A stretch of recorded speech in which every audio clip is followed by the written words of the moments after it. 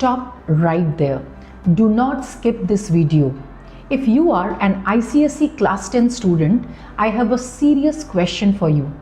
Do you know exactly what the board has asked from the chapter Absorption by Roots in 2015 or 2019 or even last year? Most students study this chapter, think it is easy and then lose marks on the tricky reasoning questions. But not you, not today. Because in this video, I'm doing something very special. Not only am I going to explain the entire chapter of Absorption by Roots with every single concept, but I have also analyzed the last 10 years of board exam papers for you. And the best part? If you watch this till the very end, we are going to solve those specific past year questions together. I will show you exactly where students make mistakes and how to write the perfect answer. So buckle up. Grab your notebook and let's master this chapter once and for all. Let's get started. First, let's look at the big picture. Plants are amazing, right? They can't move, they can't walk to a river to drink water. And yet, a tall tree manages to pull water from deep in the soil all the way up to its highest leaf against gravity. How? It all starts here. Absorption by roots. The roots have two main jobs in this context: absorbing water and absorbing mineral salts. And here is your first pro tip for the exam. Whenever you are asked what roots absorb, never just say water. You must say water and mineral salts. These go hand in hand. Water is needed for photosynthesis, transportation, and keeping the plant cool. Minerals are the nutrients required for growth. Now, ICSE loves to ask, how is the root adapted for absorption? Think of the root like a sponge. It has three superpowers. Number one, huge surface area. Roots branch out into millions of tiny root hairs. This maximizes the area to drink up water. Number two, concentrated cell sap. Inside the root hair vacuole, the liquid is thick and salty. Outside in the soil, the water is dilute. This difference is critical for osmosis. Number three, thin cell walls. The walls are permeable, meaning they let things pass through easily. If you remember these 3 points, you are already securing marks. Now let's move to the core of the chapter. How does the water actually get inside? There are 4 processes you need to master.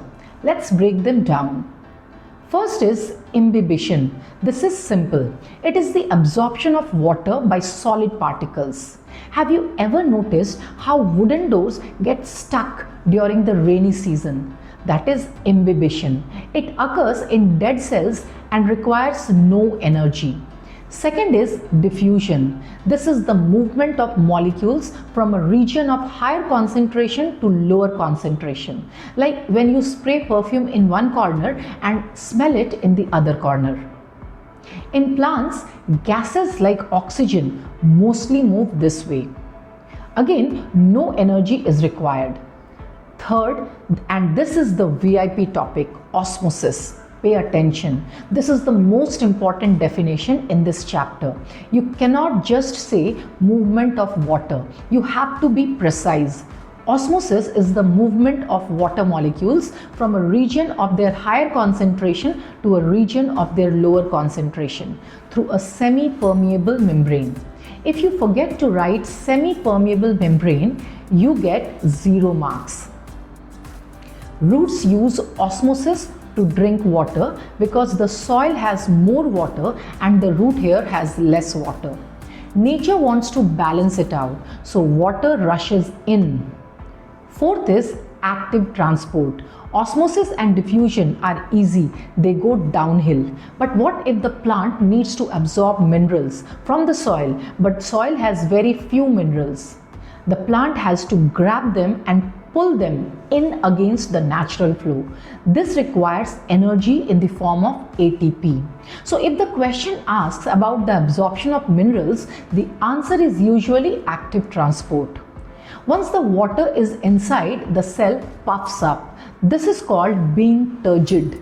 Imagine a balloon full of water. It is tight and firm. That is turgidity. The water inside pushes against the wall. That is turgor pressure. The wall pushes back. That is wall pressure.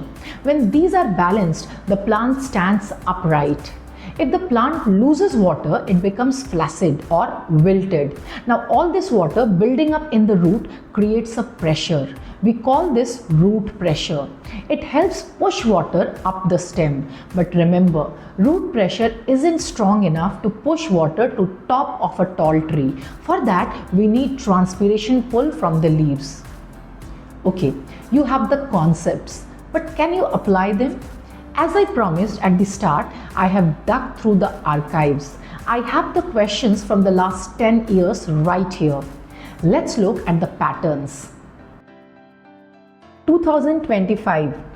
A turgid plant cell is in a balanced state. That's right.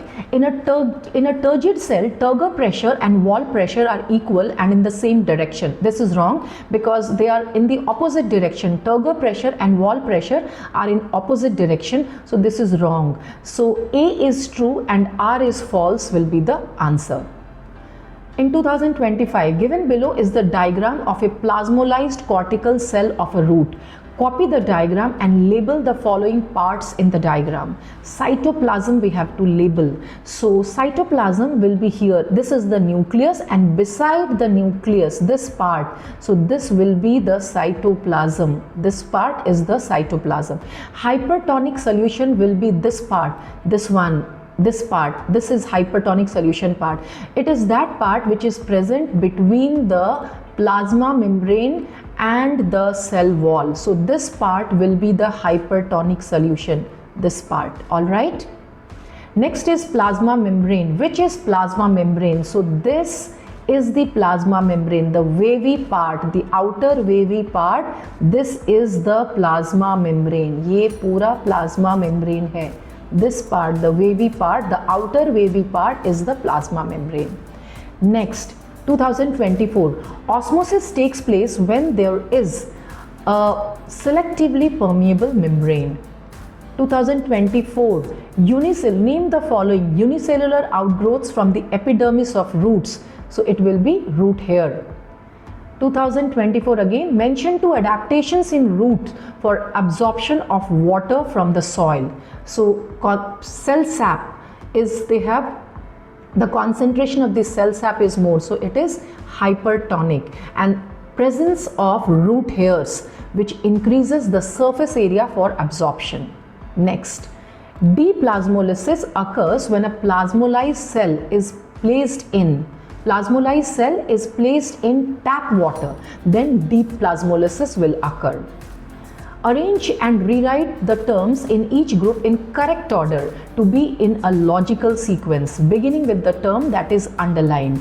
So soil water, and then it will be root hair, cortical cells and xylem. Soil water, root hair, cortical cells and xylem. What is active transport? Active transport is the transport of substances from a region of its lower concentration to the region of its higher concentration, and the process requires energy in the form of ATP. And active transport helps in the transport of minerals from the soil to the plant. Next, we have to arrange in correct order. So it will be root hair, then epidermis, then cortex, then endodermis, and then the xylem. So root hair, then epidermis and cortex, endodermis and the xylem. 2020, absorption by roots, osmosis and active transport, substances undergoing movement. Water molecules movement takes place in osmosis, and minerals are transported in active transport. Root hairs become flaccid and droop when excess fertilizers are added to the moist soil around them because it undergoes exosmosis. The cell sap of root hair is hypotonic. No, the cell sap of root hair is hypertonic. Xylem transports starch from the leaves to all parts of the plant body. No, phloem transports starch from leaves to all parts of the plant body. We had to correct the statements. Next, movement of molecules of a substance from their higher concentration to lower concentration when they are in direct contact. So this is diffusion. Hypotonic solution and hypertonic solution. When plant cell is kept in hypotonic solution, it will undergo endosmosis, it will absorb water. And when plant cell is kept in hypertonic solution, it will lose water and it will undergo exosmosis. The process by which root hairs absorb water from the soil is osmosis. Free movement of solutes in and out of the cell takes place across the cell membrane. It takes place across the cell wall. Active transport and diffusion. Significance: active transport helps in the transport of minerals and diffusion helps in the exchange of gases. In 2017, the question is, the diagram given below represents a plant cell after being placed in a strong sugar solution. Study the diagram and answer the questions that follow. What is the state of the cell shown in the diagram? It is a plasmolysed cell. Name the structure that acts as a selectively permeable membrane. The cell membrane. Label the parts 1 to 4. So 1 is cell wall, 2 is hypertonic solution, 3 is cell membrane, and 4 is the nucleus. How can the above cell be brought back to its original condition? By keeping it in hypotonic solution. Mention the scientific term for the recovery of the cell. It is deplasmolysis. State any two features of the above plant cell when it is not present in animal cells. Presence of plastids, animal cells do not contain plastid, and presence of cell wall, animal cells do not contain cell wall. So that is absorption by roots broken down with the lens of a board examiner. I hope this gave you the confidence to tackle any question from this chapter.